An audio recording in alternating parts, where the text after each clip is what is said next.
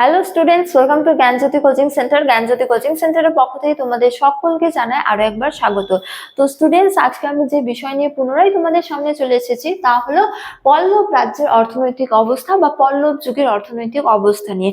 তো আলোচনা শুরু করার পূর্বে তোমাদের একটা ছোট ইনফরমেশন দিয়ে রাখি, তোমরা যারা এখনো আমাদের সাথে যুক্ত হওনি কিংবা যুক্ত হতে চাইছো তারা উপরের এই দুটো নাম্বারের মধ্যে যে কোনো একটিতে যোগাযোগ করে আমাদের সাথে যুক্ত হতে পারো। চলো আর দেরি না করে আমরা আজকের আলোচনা শুরু করি। তো বলা হয়েছে যে পল্লব যুগের অর্থনৈতিক অবস্থা। তো এই ক্ষেত্রে বলা যায় যে বিভিন্ন লিপি বা বিভিন্ন সাক্ষ্য থেকে আমরা পল্লব যুগের অর্থনৈতিক অবস্থা সম্পর্কে জানতে পারি। তো পল্লব যুগের অর্থনৈতিক অবস্থার মূল ভিত্তিগুলি ছিল মূলত কৃষি, শিল্প এবং কি ব্যবসা বাণিজ্য। তবে পল্লব যুগের অর্থনৈতিক অবস্থার একেবারে প্রধান এবং অন্যতম ভিত্তি ছিল কৃষিকাজ।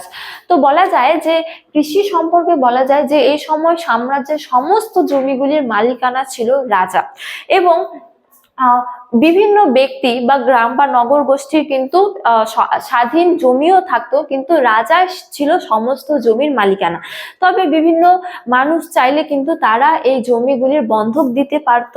তবে এই জমিগুলির মধ্যে উৎপাদিত ফসলের মূলত 1/10 কর হিসেবে আদায় করা হতো, এবং এই কর মূলত বিভিন্ন রাজ কর্মচারীরা আদায় করত, এবং এই কর সরাসরি রাজকোষে জমা করা হতো। তো বলা হয়েছে যে এই সময় কৃষি জমিগুলিতে মূলত সরকার কর্তৃক জল ব্যবস্থা গ্রহণ করা হতো। তো এই সময় বিভিন্ন পুষ্করিণী খনন করা হতো, এবং এই পুষ্করিণী খননের যা সমস্ত ব্যয়, সেই ব্যয় খরচ কিন্তু সরকার কর্তৃক প্রদান করা হতো। তো এই পুষ্করিণী বা কূপ থেকে সরাসরি খাল কেটে জমিগুলিতে জলসেচের ব্যবস্থা করা হতো।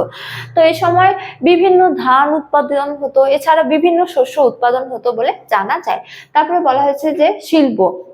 তো এইসব বলা যায় যে এই সময় কৃষির পাশাপাশি একাধিক শিল্পও গড়ে উঠেছিল, যার মধ্যে অন্যতম হলো লৌহকার এবং চর্মকার। তো এছাড়াও বলা যায় যে এই সময় হচ্ছে যে আপন পট্টকার বা বস্ত্র ব্যবসায়ী, এছাড়া রজ্জু প্রতিহার বা নর্তক বা জাদুঘর, তারপরে মুখ ধারক বা হচ্ছে যে মুখোশধারী, একাধিক পেশা বা একাধিক শিল্প মানুষেরা রপ্ত করেছিল বলে জানা যায়।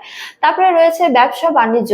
তো পল্লব যুগে দক্ষিণ ভারতে এক সুবৃদ্ধি ব্যবসা বাণিজ্য কিন্তু পরিলক্ষিত হয়। যেমন বলা যায় যে এই সময় পল্লবরা বা বলা যায় যে দক্ষিণ ভারতের সঙ্গে সরাসরি দক্ষিণ পূর্ব এশিয়ার ব্যবসা বাণিজ্য হতো বলে জানা যায়।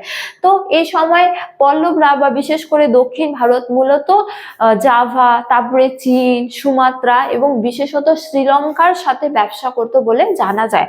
তবে এই সময় যে সমস্ত জিনিসপত্র রপ্তানি করা হতো তার মধ্যে উল্লেখযোগ্যই ছিল মূল্যবান পাথর, তারপরে মশলা, এছাড়া কি ঔষধি গাছ ইত্যাদি।